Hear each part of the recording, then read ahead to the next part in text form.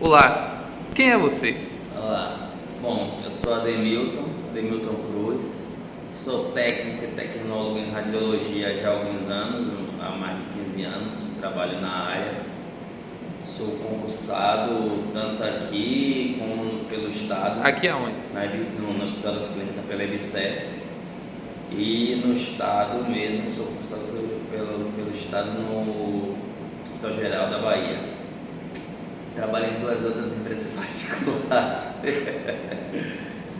Enfim, e trabalho com tomografia, com ressonância magnética, não atualmente, mas já trabalhei com conhecimento, raio-x mesmo convencional, digital, arco C, centro cirúrgico, então tenho experiência nessas áreas aí. Há quanto tempo você atua com pacientes politraumatizados? Caramba, velho, na verdade,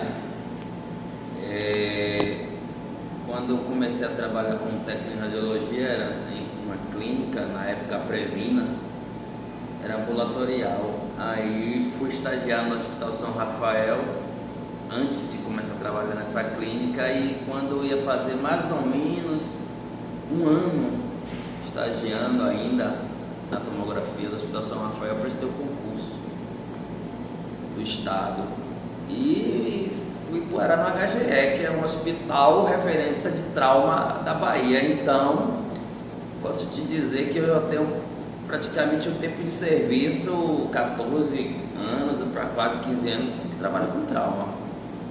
Qual foi a sua primeira maior dificuldade para trabalhar com pacientes politraumatizados?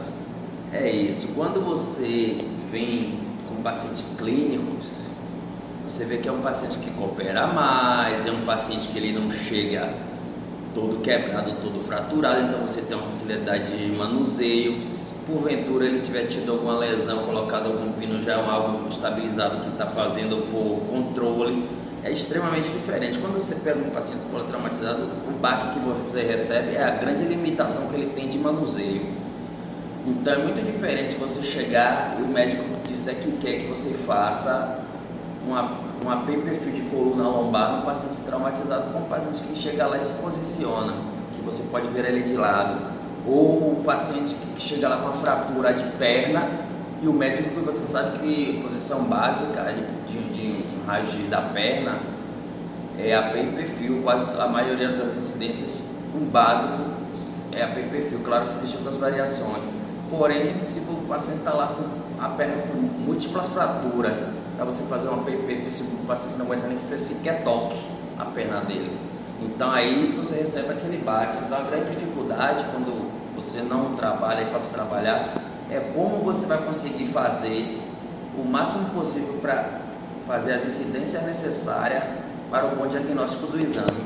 Porque muitas vezes eu já consegui evidenciar um exame que não parecia não ter fratura, quando você fez uma segunda posicionamento, ou seja, um perfil ou oblíqua, a fratura está lá e realmente num AP, por exemplo, você não enxergava. Então é fundamental você não se limitar, tentar o máximo possível fazer as incidências necessárias, entendeu?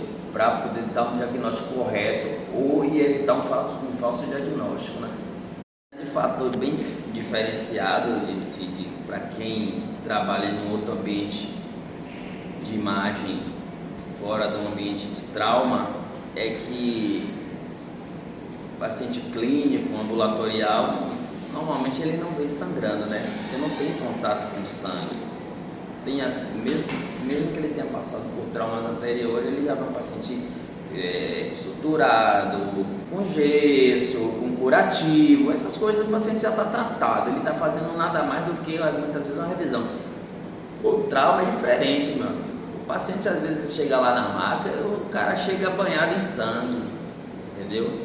Então é um grande baque que você recebe se você vai a primeira vez. É um ambiente totalmente diferente. Nos serviços que atendem pacientes politraumatizados, ocorre por conta de algum posicionamento, causar uma nova fratura naquele paciente? Sim, com certeza. Se você não tiver o treinamento adequado a experiência adequada, ou caso você seja uma pessoa que esteja nova na situação, que ninguém chega sabendo, cabe a você solicitar a ajuda de um colega mais experiente, porque o que mais chega, digamos, chega muitos pacientes no hospital em que eu trabalho, de trauma, ele chega muito paciente com queda de moto, queda violenta de moto, e aí ele chega com colar cervical, ele chega todo imobilizado, por isso a necessidade de transferir o paciente em bloco da melhor maneira possível para que você movimente o menos possível, porque ele pode estar ali com a fratura parcial de coluna, tanto cervical quanto lombar. Então, se você não manusear adequadamente o paciente, você pode simplesmente ser o causador de uma paralisia ou até uma tetraparalisia do paciente. Sem contar outras fraturas que estão ali parcial, você pode perfurar um vaso do paciente, porque quando ele tem uma fratura, às vezes o osso faz pontas. Então, se você manuseia de forma equivocada, o braço do paciente está quebrado, uma ponta daquela pode perfurar um vaso do paciente e agravar ainda mais a lesão, a perda de sangue. Quando você falou em relação aos passos a serem seguidos para esse atendimento, existe um protocolo de alguns passos que devem ser seguidos? Sim. O primeiro protocolo básico é se o médico ele vai fazer uma solicitação de exames. Se o paciente ele é comunicativo, ele está consciente, você deve perguntar a ele antes de tocar, ou cada vez que tocar nele, se ele está sentindo dor naquela situação, se ele aguenta o manuseio que você venha fazer para a colocação do chassi, do cassete e tal. Então você pode estar sempre o tempo todo se comunicando com o paciente para ver a alimentação da dor do paciente. Se ele não está, um paciente consciente não está comunicativo, cabe a você, baseado na experiência do seu colega, ver o grau de lesão daquela situação e tentar manusear com todo o cuidado possível para que não agrave ou piore a situação do paciente. Entendeu? É aquela situação, manusear o paciente em bloco, em cervical, você tentar não virar a cabeça do paciente, não deixar que a cabeça caia, entendeu? É você tentar manusear o membro do paciente da forma mais anatômica possível, sem deixar que dobre, porque ele está quebrado, então tudo aquilo pode perfurar, pode rasgar a carne do paciente. Então você tem que tentar deixar o mais estável possível. É como se você tentasse que ele ficasse reto como uma pedra quando ele se coloca uma tala. O objetivo de uma tala, de um pedaço de pau, uma fratura, é tentar deixar aquela perna mais estável possível. Então quando você vai manusear, é como se você tentasse fazer de tudo para que ela também não dobre, para que ela não piore a situação, entendeu? E aí você pode, se tiver o médico junto, o médico que já fez uma avaliação do paciente, ele também pode te ajudar a ver o grau de lesão, a situação do paciente. O próprio médico, ele estando presente, dependendo da situação, você tem que requisitar que ele esteja presente para ajudar com que você coloque a placa e realize o exame, porque você também tem que conhecer seus limites, entendeu? Porque às vezes ele pode solicitar um exame em que exija que você mexa demais no paciente, e se porventura você causar alguma lesão grave no paciente, você pode responder judicialmente e até perder seu emprego por conta disso. Então, quando o médico solicita, fazer alguma solicitação que vai além da sua capacidade profissional, você tem que chamar ele, pedir que ele lhe auxilie, que ele lhe ajude. Como, por exemplo, alguns médicos pegam paciente politrauma, ele pede para que você faça uma tração cervical, para que você puxe pelo braço para poder evidenciar as últimas vértebras cervicais. E isso, com o paciente politraumatizado, é totalmente inaceitável que você faça isso, porque se você puxar o braço do paciente, o paciente tiver uma fratura parcial e você fraturar a cervical do paciente definitivamente, lesionar a medula, você vai ter deixado o paciente tetraplégico, e com certeza o médico possa ser que ele diga a você que não lhe pediu isso, e aí vai ser palavra contra palavra. Então você jamais deve fazer isso a não ser conselho do próprio médico. Se resguarde, né? Isso. Tem mais duas perguntas. A penúltima é: existe algum tipo de politraumatizado ou de pacientes que são mais críticos, que requerem um nível maior de atenção? Idosos, mulheres, crianças? Na verdade, o nível crítico do paciente independe da idade. Tem muito a ver O acidente. com o acidente em si. Você pode pegar um idoso, é que o trauma dele é um trauma leve, ainda que ele tenha sofrido um trauma, vamos lá, que ele sofreu um trauma de um braço, tem que ter um cuidado, idoso e tal. Mas você pode pegar um paciente jovem que ele caiu de moto, ele teve múltiplas fraturas, que está sangrando bastante, então os jovens está muito, é um grau que aparece com frequência. é muito maior do que o de um idoso. Então, na verdade, a gravidade, ela está de acidente para acidente. Sim, para acidente. Entendeu? Já aconteceu várias vezes de estar lá o carona, caiu o carona e caiu o piloto. O piloto saía andando, o carona estava brigando entre a vida e a morte, ou ao contrário. Então é notável a diferença do grau de gravidade de um para o outro. Para o outro, né? Pronto. Tem uma última pergunta, que no caso são duas perguntas em uma.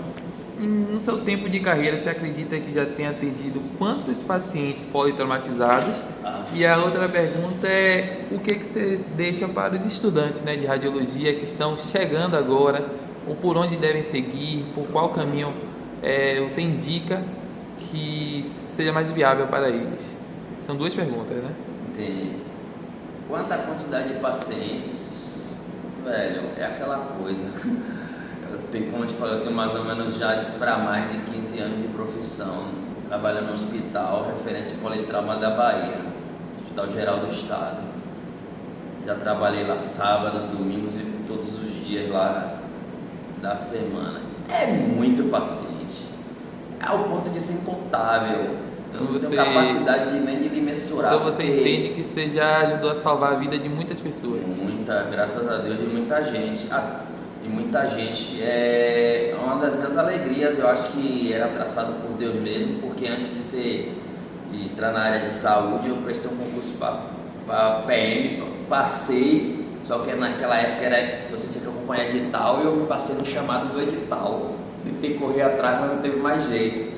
Na época eu fiquei revoltado, passado alguns anos eu fiz o concurso para radiologia e estou até hoje, então acho que era mais traçado de Deus mesmo, a gente aqui não sabe das coisas, entendeu? Então, talvez eu tivesse, né, até pela própria violência, pela necessidade, pela profissão policial, eu tivesse, fosse obrigado muitas vezes até tirar outras vidas, né, por conta da profissão, mas eu creio que Deus me preparou para ajudar a salvar vidas, que para mim é muito mais prazeroso, para mim é muito melhor. E o que você deixa para esse pessoal que está chegando agora? O que eu deixo é o seguinte, cara, às vezes as pessoas na nossa profissão sempre ouviram muito aquela coisa, técnico de radiologia, trabalhar pouco, ganhar muito, esses tipos de coisa, lidar com máquina, não ter tanto contato com gente, tudo isso é muito ilusório. O que é muitos para um é pouco para outros, mas uma coisa eu te garanto, a técnico de radiologia trabalha pra caramba. Mas acima de tudo, o que eu deixo como experiência é o seguinte: não entre na radiologia, não entre na profissão de radiologia se você só está visando dinheiro, se você só está visando trabalhar pouco, como as pessoas dizem. Entre na radiologia se você tiver amor à profissão, porque você vai lidar com vidas, cara. Você vai lidar com pessoas. E eu trabalho tanto em hospital particular quanto em hospital público. Eu não aceito de forma nenhuma que nenhum paciente seja destratado. Pelo menos não na minha frente, pelo menos não comigo, seja ele do público ou particular. Pelo contrário, o público tem que ter ainda mais carinho, porque são pessoas mais necessitadas. Mas independente de qualquer coisa, todos são seres humanos, todos estão ali porque estão necessitando de ajuda, porque estão obrigados a estar ali. A única pessoa que está ali com vontade própria é você, é eu que está ali trabalhando. E ninguém botar falando no seu pescoço e diga, vá ao hospital trabalhar. Você está ali porque você quer, é opção sua. Entendeu? Se você quiser, você pode não trabalhar e lá ficar catando lixo na rua mendigando, mas você está lá trabalhando porque você quer ser alguém na vida, mas ninguém te obrigou. Entendeu? Mas o paciente, ele está ali porque ele está doente, ele está gemendo, a mãe está ali porque o filho sofreu um trauma, então você tem que ter muito amor naquilo que você faz para você ser um profissional. A segunda dica é estude, entendeu? Se aprimore, corra atrás, porque é briga de titãs. A radiologia hoje, vou ser sincero para você, e não vou iludir você. Se você você quer um espaço na radiologia, você tem que ser melhor, tentar sempre ser melhor do que o seu colega ao do lado. Não é passar por cima, não é agir de má fé, nada disso. Ser melhor no intuito de você buscar a sua melhora, porque o mercado está puxado. Não se limite, vá estudar, pegue um livro, estude, tente prestar um concurso toda vez que tiver oportunidade. Se aprimore, vá se aprimorar na tomografia, na ressonância, na hemodinâmica, no raio-x digital, convencional, sem cirúrgico, no que você puder, abrace tudo, porque o profissional, quanto mais completo ele é, raramente ele fica desempregado. O cara que ele sabe lidar com raio-x, com tomografia, com ressonância, com hemodinâmica, com radioterapia, nunca na Terra um cara desse vai ficar desempregado, pelo contrário. As pessoas vão estar oferecendo emprego para ele e vai dizer, pô, cara, não tem mais condições não, enquanto vai ter você ou aquele outro que só quis ficar no raio-x, que não quis estudar, que não quis se aprimorar, batendo cabeça para conseguir o primeiro emprego ou se manter no emprego. Então o segredo é esse: estude, se dedique e não pense que é fácil, entendeu? Você simplesmente entrar na radiologia que os braços vai estar abertos, você vai ter que brigar pelo seu espaço. Mas uma vez que você brigou, que você galou, que você alcançou e não parou, não se estacionou, procurou estudar, você vai ver que as portas começam a se abrir uma atrás da outra, ao ponto que amanhã vai ser você dizendo, poxa, velho, para mim não dá mais não. Você quer que eu indique um colega, como eu já tive a oportunidade várias vezes, posso indicar um amigo, entendeu? Tem uma pessoa para indicar, fulano está tendo oportunidade em tal lugar, porque para você já está bem, você já está grato, você conseguiu o que queria na profissão, e aí você começa a ajudar outros. E eu já tive o prazer, graças a Deus, de ajudar muitos colegas meus que hoje estão na profissão, entendeu? Não falo isso para me exaltar, mas falo isso porque da mesma forma que a gente é ajudado no percurso, a gente sempre é ajudado no percurso para se tornar um profissional hoje que você é, né, com experiência, com anos de serviço. Alguém lhe ajudou, seja no momento do estágio, seja que lhe deu uma força, que ele conseguiu, foi lá, botou seu currículo, que falou de você para alguém. Então, quando você estiver lá, estiver em cima, você trate o estagiário com carinho. Você pensa que ele é o seu colega e que, quem sabe, ele possa ser seu chefe, e tente ser a melhor pessoa possível, tanto para os seus colegas quanto para o paciente. É isso aí.